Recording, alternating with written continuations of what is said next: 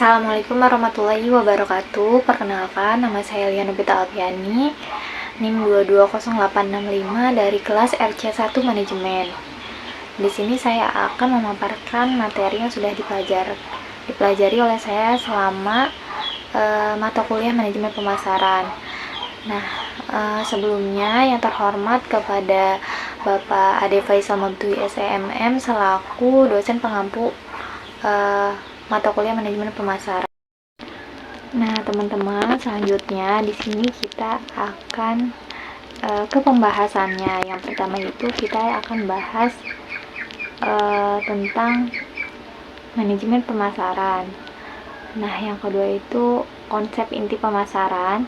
Yang ketiga itu orientasi perusahaan terhadap pasar. Kemudian yang keempat itu tugas dan peran manajemen pemasaran. Selanjutnya itu proses perencanaan dan perencanaan strategi, kemudian sistem informasi dan riset pemasaran, terus lingkungan pemasaran dan pasar konsumen dan perilaku pembelian. Nah, di sini kita akan membahas materi pertama, yaitu pengertian manajemen pemasaran. Nah, apa sih manajemen pemasaran itu? Manajemen pemasaran adalah suatu proses perencanaan, pengorganisasian, pelaksanaan, dan pengendalian kegiatan pemasaran untuk mencapai tujuan organisasi. Nah, manajemen pemasaran juga bertujuan untuk memahami dan memenuhi kebutuhan serta keinginan para konsumen dengan cara yang menguntungkan baik bagi perusahaan maupun konsumen tersebut. Selanjutnya yaitu tentang konsep inti pemasaran. Nah, langsung saja yang pertama itu ada kebutuhan, keinginan, dan permintaan. Kebutuhan adalah hal dasar yang diperlukan manusia.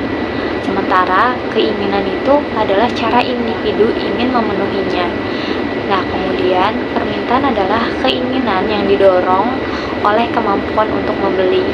Nah, konsep yang kedua itu ada konsep produk. Nah, ini fokus pada kualitas dan inovasi produk untuk menarik konsumen.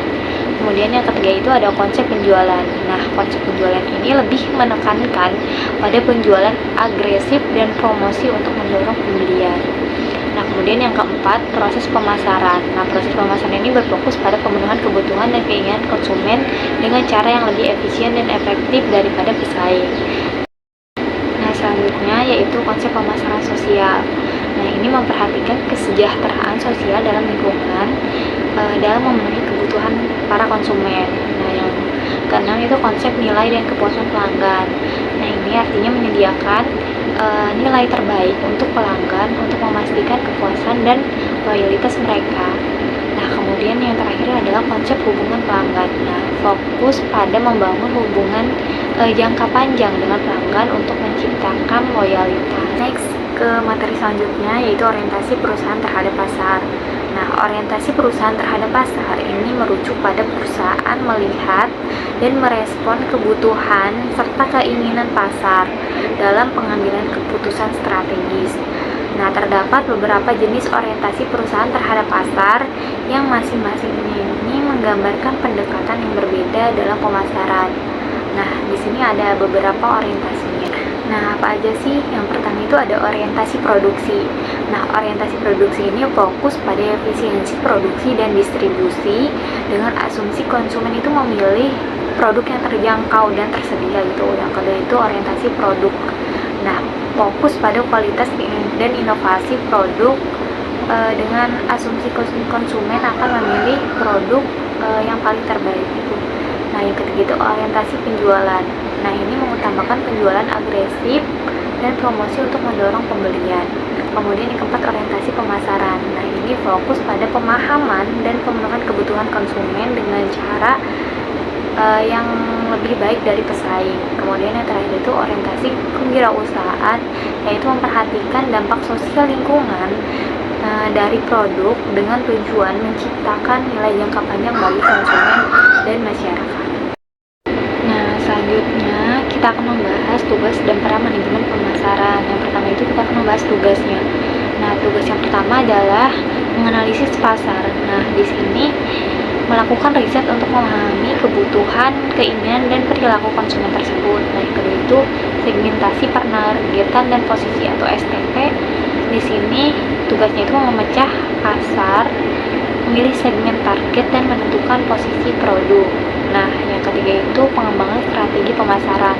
Di sini tugasnya rancang strategi pemasaran berdasarkan analisis pasar dan tujuan perusahaan. Kemudian yang keempat, pengelolaan produk. Nah, di sini mengelola siklus hidup produk dan pengembangan produk baru. Kemudian ada penetapan harga. Kalau penetapan harga itu menentukan harga yang sesuai dengan nilai produk dan pasar. Selanjutnya itu distribusi dan saluran pemasaran. Nah, ini memilih saluran distribusi yang efisien. Nah, selanjutnya tugas manajemen pemasaran itu ada promosi. Nah, promosi ini merancang strategi promosi untuk meningkatkan penjualan dan kesadaran produk. Nah, yang terakhir itu evaluasi dan pengendalian. Nah, apa sih itu? Di sini tugasnya itu mengukur kinerja pemasaran dan melakukan perbaikan jika diperlukan. Nah, next di sini kita bakal membahas peran manajemen pemasaran. Nah, yang pertama itu pemimpin strategi. Nah, di sini menetapkan arah dan tujuan pemasaran. Nah, yang kedua itu penghubung pasar dan perusahaan. Nah, jadi menyampaikan informasi pasar dan umpan balik konsumen. Nah, yang ketiga itu menciptakan nilai. Nah, di sini menyampaikan nilai produk yang lebih baik kepada konsumen gitu. Yang keempat itu pengelola hubungan pelanggan. Nah, di sini kita membangun loyalitas dan kepuasan pelanggan. Yang kelima itu inovator. Nah, inovator di sini mendorong inovasi dalam produk dan proses pemasaran. Nah, next di sini kita bakal membahas proses perencanaan pemasaran dan perencanaan strategi pemasaran. Yang pertama itu ada proses perencanaan pemasaran. Nah, yang pertama itu ada analisis situasi. Jadi kita melakukan analisis SWOT atau SWOT dan memahami kondisi pasar, pesaing, dan konsumen. Yang kedua itu penetapan tujuan pemasaran. Nah, tujuannya harus jelas gitu dan terukur sesuai dengan visi perusahaan. Kemudian yang ketiga itu segmentasi, penargetan, dan posisi atau STP. Nah, membagi pasar menjadi segmen, memilih target pasar, menentukan posisi produk gitu. Terus yang keempat itu pengembangan strategi pemasaran.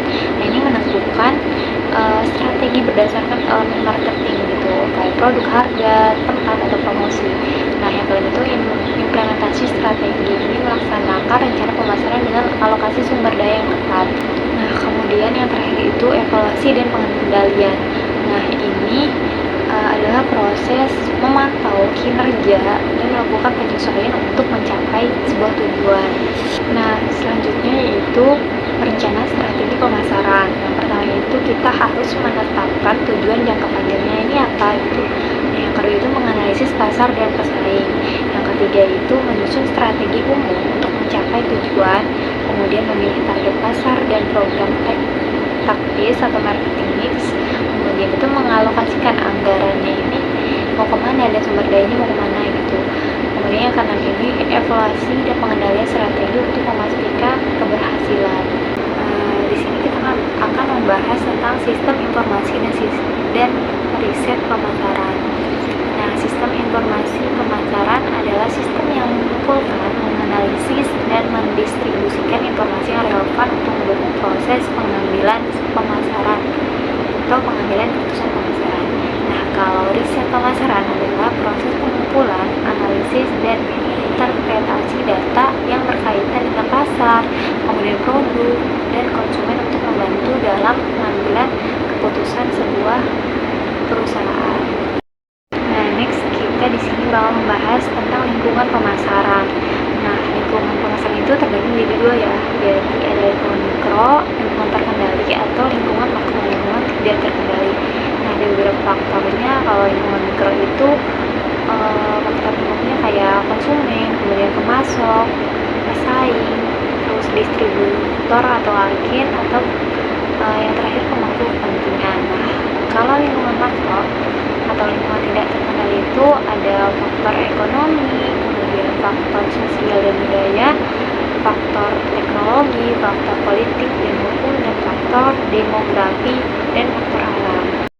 Nah, next di sini kita bakal membahas tentang pasar konsumen dan perilaku konsumen. Nah, di sini pasar konsumen adalah pasar di mana individu atau rumah tangga itu membeli barang dan jasa untuk digunakan secara pribadi gitu, bukan untuk dijual kembali atau digunakan dalam produksi. Nah, pasar ini juga sangat bervariasi berdasarkan segmentasinya. Kemudian yang kedua yaitu ada perilaku pembelian konsumen. Nah, perilaku pembelian konsumen ini merujuk pada proses yang dilalui oleh individu atau kelompok dalam memilih, membeli, menggunakan, atau mengevaluasi produk atau layanan untuk memenuhi kebutuhan dan keinginan mereka. Nah, perilaku pembelian konsumen ini dipengaruhi oleh faktor kayak psikologi, sosial, budaya, ekonomi, dan individu yang semuanya itu mempengaruhi cara konsumen memilih dan membeli produk tersebut. Nah, teman-teman, jadi untuk tugas yang kedua yaitu tentang produk gitu. Jadi aku di sini pilih produk bento cake. Nah, bento cake ini adalah kue mini berukuran kecil yang dikemas dalam kotak bento. Nah, ini dirancang dengan desain menarik dan dapat disesuaikan dengan tema tertentu kayak ulang tahun, perayaan lain-lain atau ucapan spesial lainnya. Nah, bento cake ini biasanya terdiri dari beberapa lapisan kue dengan variasi rasa, terus topping, serta dekorasi yang cantik gitu dan personal. Nah, produk ini populer sebagai pilihan kue mini untuk acara kecil atau hadiah atau sebagai cemilan pribadi. Nah, di sini kita bakal membahas yang pertama yaitu segmentasi pasar atau market segmentation. Nah, segmentasi pasar dilakukan berdasarkan beberapa variabel.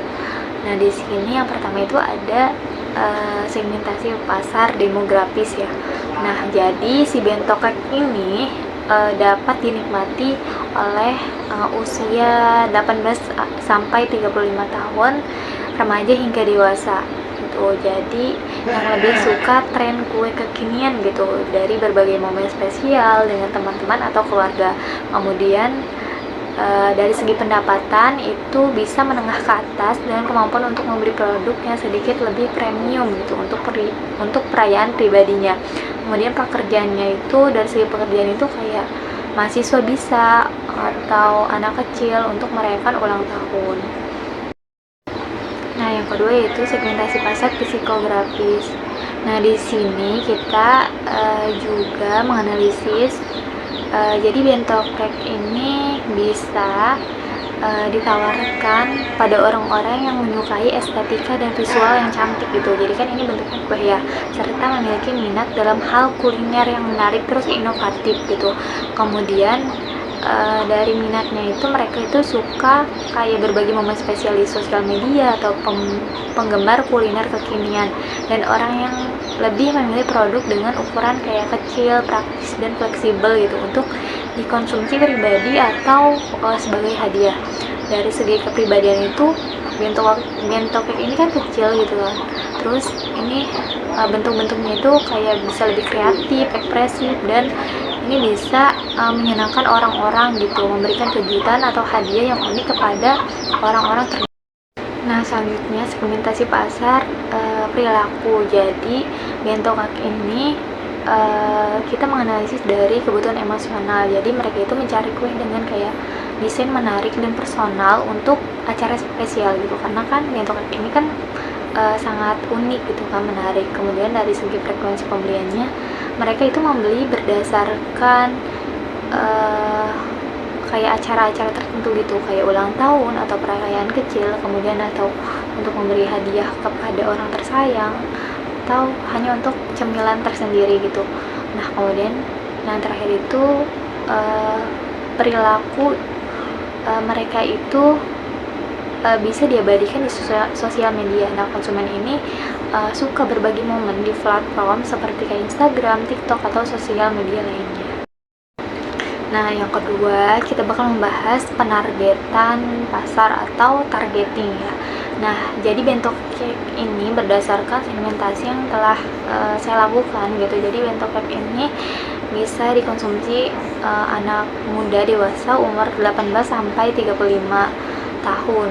Nah, ini kan kelompok ini cenderung lebih mengikuti tren kuliner gitu, sering merayakan momen spesial seperti ulang tahun, perayaan pribadi, atau acara teman. Nah, mereka tuh bakal nyari alternatif kue kecil yang biasanya dibawa ke acara dan digunakan sebagai hadiah. Nah, yang kedua itu pekerja kantoran dan profesional muda. Nah, jadi mereka itu yang sering memiliki acara kecil atau keinginan memberikan hadiah untuk kepada rekan kerja atau teman. Nah, bisa juga pasangan keluarga muda. Jadi orang ini ingin merayakan momen spesial dengan keluarga atau pasangan.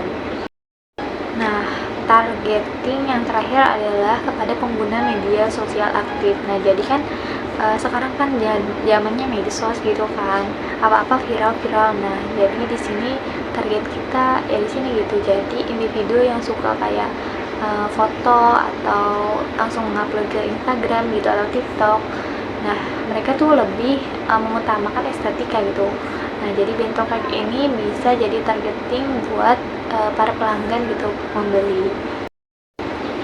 Nah, yang terakhir yaitu penempatan produk atau positioning.